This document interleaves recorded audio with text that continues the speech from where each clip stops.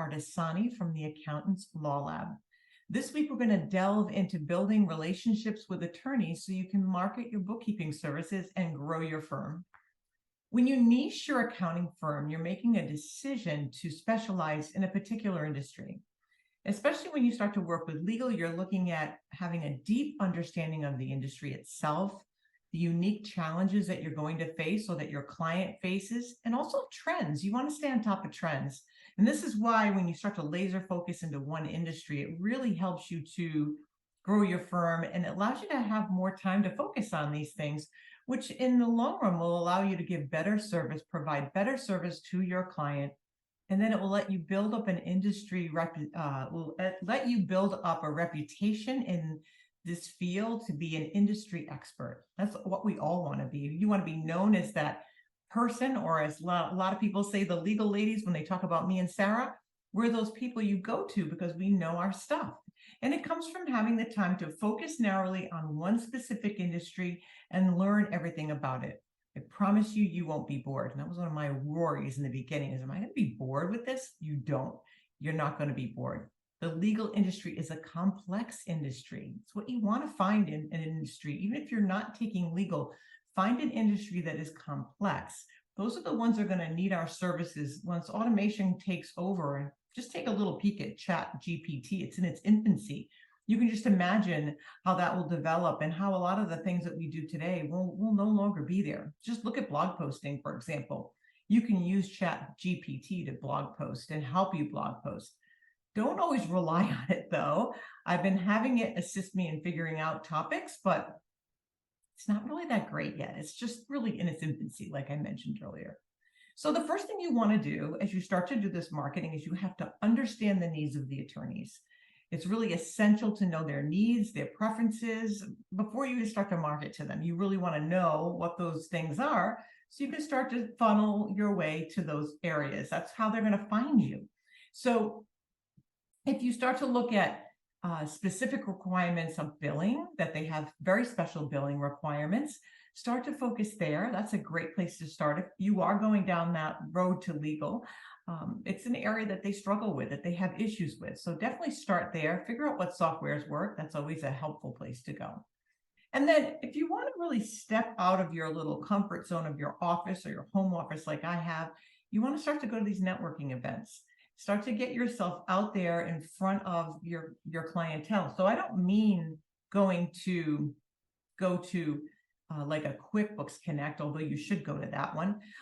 What I mean is going to where they go. So maybe the ALA, if you're with lawyers, going to CleoCon. Those are good places to start, and you'll see, and you'll be in front of an audience that you're looking to be in front of. So start to go to those events and conferences. Practice your elevator pitch. Have that in the background. Have some business cards, or even if they're electronic business cards, have some way for them to find you. Create some marketing materials. When you speak to them, try not to just talk about yourself. Listen to them. That's always a great tip, because you don't want to be just me. You want to sit and listen. That's how you're going to learn and grow from there. You're going to want to, as you start to travel down this road of marketing, you want to have a brand, a personal brand and a business brand. Remember that people want to work with Linda Artisani more than they want to work with the Proper Trust. They want to work with Sarah Prevost more than the Proper Trust. They know the people behind the software and behind QuickBooks, behind the details, behind the accounting services. So know that you want to differentiate yourself from your competitors, which is very easy to do once you specialize. But also you want to do that through your branding. Get a nice logo, something you're really happy with, and then really stick to it. Get a brand identity so that your clients will find you. That's really important to do, especially if you look at just your website. You want to know within 2 seconds that that's what you do, that I'm doing accounting services for the legal industry. They shouldn't have to scroll down to find that. So know that as you start to create your branding, your image, that's something you have to look at. So just take a look at your website. And if you can't really see the forest through the trees, find somebody that doesn't really know what you do and have them look at it and see what they think you do for a living. Of course, blog posting wouldn't be a marketing class without blog posting.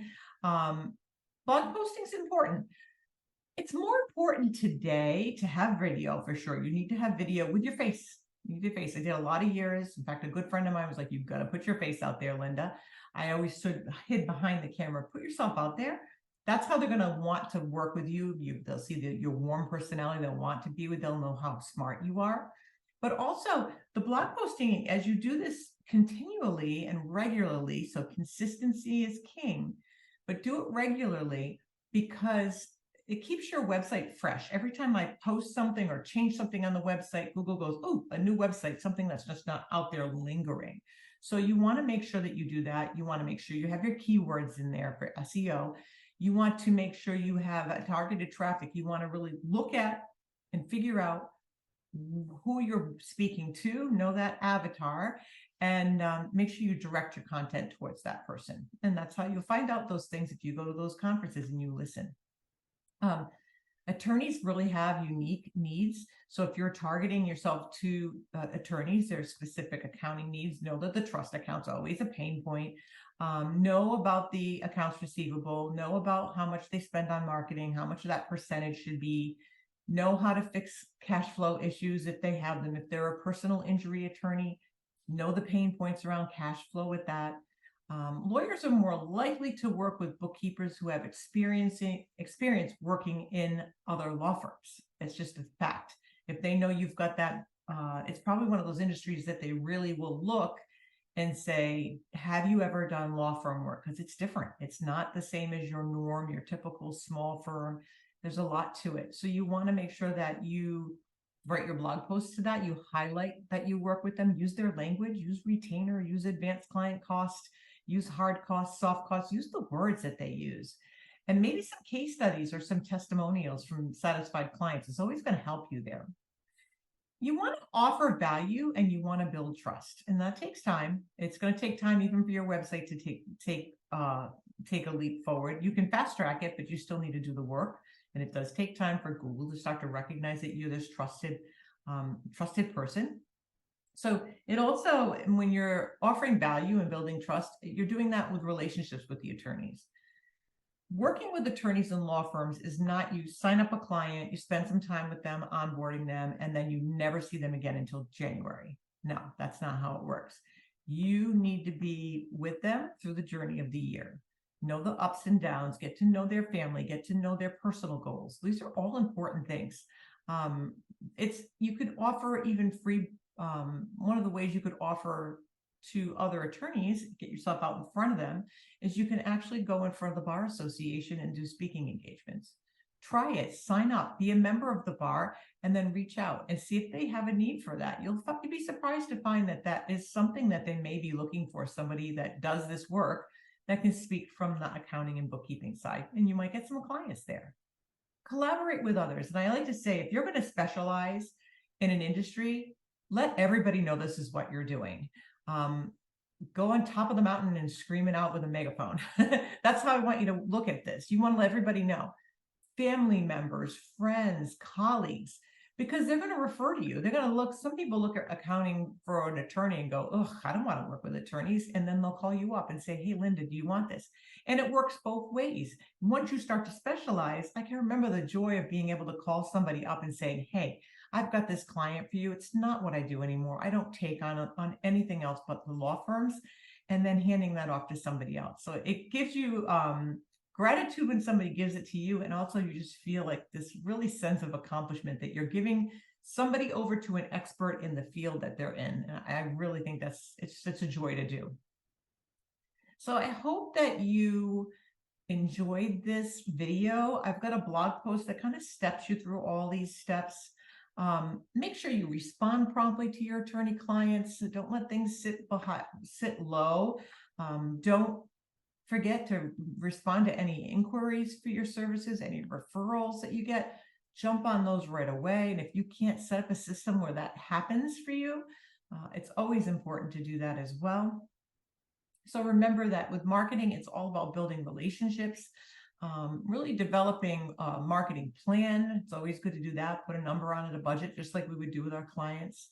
And know that you're a small business owner and so are your clients. So they have some of the same issues that you do. So start to think of it from that perspective. And I think you'll just wrap your arms around marketing, even if you're not a marketer or even if you're kind of an introvert, just wrap yourself around it and dive in and head forward and charge forward into your successful future specializing in the legal industry.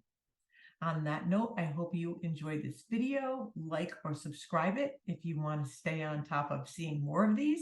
And join our Accountants Law Lab group. It's a great mastermind group. We meet every Friday and we talk about topics just like this. In fact, marketing is coming up this Friday. So if you want to join, please join us. And on that note, I hope you all have a wonderful, wonderful week.